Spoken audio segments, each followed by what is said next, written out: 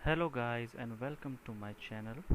तो आज हम बात करने वाले हैं टाइप्स ऑफ कंप्यूटर की, तो बने रहिएगा हमारे साथ। Let's get started.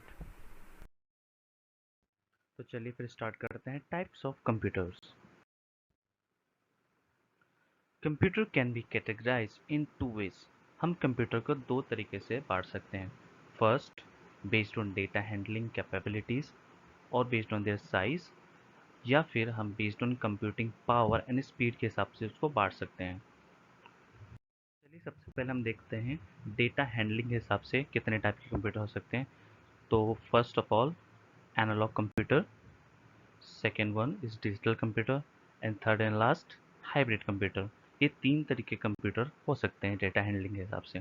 तो चलिए एक एक करके डिटेल्स में पढ़ते हैं। Analogue computer, these computers were specifically designed to process analog data। ये जो कंप्यूटर बनाए गए थे वो स्पेसिफिकली बनाए गए थे एनालॉग डेटा को प्रोसेस कराने के लिए। अब ये एनालॉग डेटा अगर आपको नहीं पता तो मैं बता दूं, एनालॉग डेटा वो डेटा होता है जो कि कंटिन्यूस चेंज होता रहता है। उसकी कोई फिक्स वैल्यू नहीं होती। Just like temperature, speed, current, इनकी वैल्यू हमेशा फ्लक्चुएट होती है, फिक्स नहीं रहती। दैट्स वाई हमें एनालॉग कंप्यूटर की नीड पड़ती है इसे प्रोसेस कराने के लिए। ये कुछ एग्जांपल्स हैं एनालॉग कंप्यूटर के। स्पीडोमीटर, मर्क्यूरी थर्मोमीटर, ये आपने देखा ही होगा डेली बेसिस पे। ये नॉर्मल एग्जांपल है। अब हम बात करते हैं डिजिटल कंप्यूटर्स की। Digital computer were invented to perform different calculation and logical operation at a very high speed. Digital computer जो बने गए थे वो कैलकुलेशन, मैथमेटिकल कैलकुलेशन और लॉजिक को परफॉर्म करने के लिए बनाए गए थे एट अ वेरी हाई स्पीड। ये काफ़ी फास्ट होते हैं, मिनी सेकेंड्स में आपको कैलकुलेशन करके दे देते हैं। ये कुछ एग्जांपल्स हैं डिजिटल कंप्यूटर के। डेस्कटॉप कंप्यूटर, लैपटॉप, स्मार्टफोन, ये आपने डेली बेसिस पे इस्तेमाल किए ही होंगे, नॉर्मल एग्जांपल है। हाइब्रिड कंप्यूटर्स, जैसा कि नाम से ही पता चल रहा है कि इस दो तरह के कंप्यूटर को मिला के बनाया गया है हाइब्रिड। एनालॉग और डिजिटल कंप्यूटर दोनों को मिला के, दोनों की खूबियों को मिलाकर ये कंप्यूटर बनाया गया जो कि एनालॉग डेटा को भी प्रोसेस करा सके और नॉर्मल जो डिजिटल कंप्यूटर लेता है उसको भी प्रोसेस करा सके। ये काफ़ी फास्ट होता है और काफ़ी जल्दी हो जाता है और मोर एक्यूरेसी के साथ होता है। ये कुछ एग्जांपल्स है हाइब्रिड कंप्यूटर के जो आपने देखे होंगे ऑब्वियसली। पेट्रोल पंप पे जो मशीन लगी होती है वो, और ये कार्डियोग्राम, ईसीजी जो मॉनिटर होता है डॉक्टरों के पास, ये भी हाइब्रिड कंप्यूटर होते हैं। अब हम बात करते हैं based on computing power and speed कि अगर हम पावर और स्पीड के हिसाब से अगर देखें तो कितने तरह के कंप्यूटर हो सकते हैं। तो पहला हम देखते हैं पर्सनल कंप्यूटर, और दूसरा आता है वर्क स्टेशन, तीसरा मिनी कंप्यूटर, और fourth one is main frame, and last is super computer. तो चलिए फिर एक एक करके सबको पढ़ते हैं। सबसे पहले हम देखते हैं पर्सनल कंप्यूटर, पीसी। ये तो आप सब ने नॉर्मली चलाए होंगे। ये न वही कंप्यूटर होते हैं जो कि हम घरों में एक्चुअल में यूज़ करते हैं। A personal computer PC can be described as a small and somewhat inexpensive computer that has been specifically designed for individual use। एक जने के इस्तेमाल के लिए नॉर्मली बनाया गया है। इसके अंदर माइक्रो प्रोसेसर टेक्नोलॉजी और एक सिंगल चिप सीपीयू होता है जो कि एक नॉर्मल टास्क करने के लिए सफिशिएंट होता है। इसको माइक्रो कंप्यूटर के नाम से भी जाना जाता है। ये कुछ एग्जांपल्स हैं पर्सनल कंप्यूटर के। Normal desktop, laptop.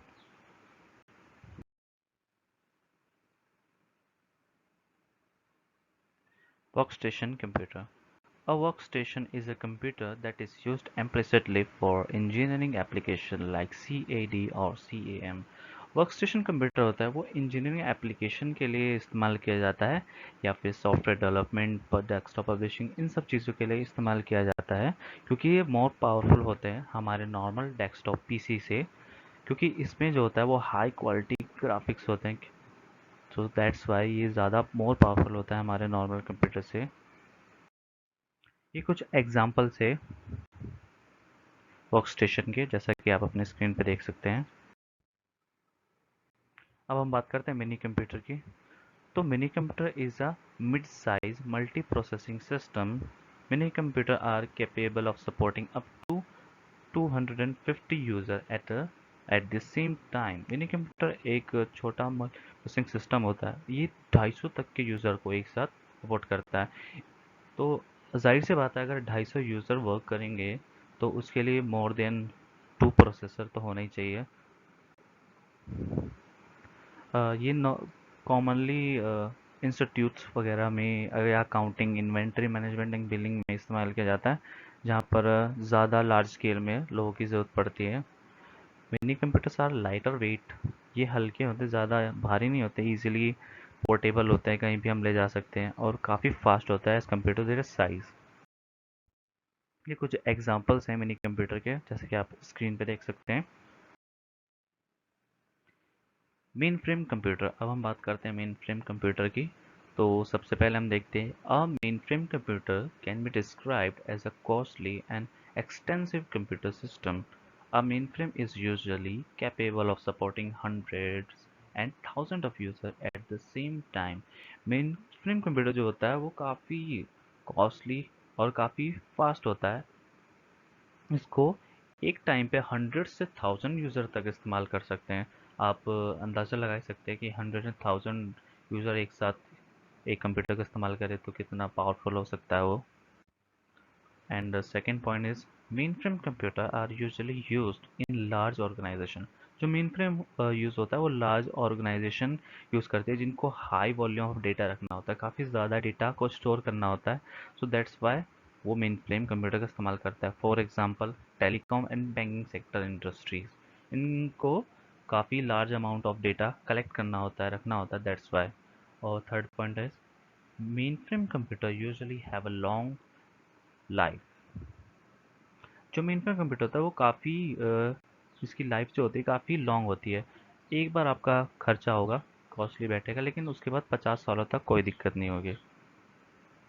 And fourth, mainframe computer also can distribute or share their workload among other processor or input and output terminals. जो mainframe कंप्यूटर होता है वो आपस में डिस्ट्रीब्यूट कर, जो वर्कलोड होता है वो आपस में डिस्ट्रीब्यूट कर सकते हैं 1000। और when it comes to error, then there are fewer chances of error in these devices.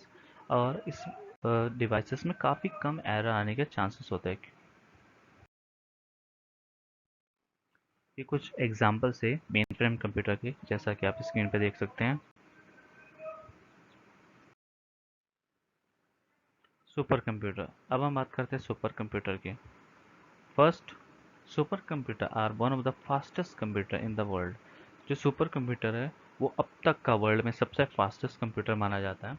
माना क्या है भी खैर काफ़ी। और ये काफ़ी हैवी टास्क के लिए किया जाता है, जैसे कि animated graphics, scientific simulation, weather forecast etcetera etcetera, बहुत सारी चीज़ों के लिए। और super computer are also use for extracting useful information from data storage centre cloud system. आपने कभी अपने गूगल ड्राइव वगैरह इन सब पे क्लाउड पे स्टोरेज किया किया होगा, तो ये सुपर कंप्यूटर ही होते हैं जहाँ पर ये स्टोर किया जाता है, काफ़ी लार्ज अमाउंट ऑफ डेटा या कलेक्ट रखा जाता है। और कुछ इस तरीके का होता है सुपर कंप्यूटर, जैसा कि आप अपने स्क्रीन पे देख सकते हैं। And thank you for watching this video. Good bye.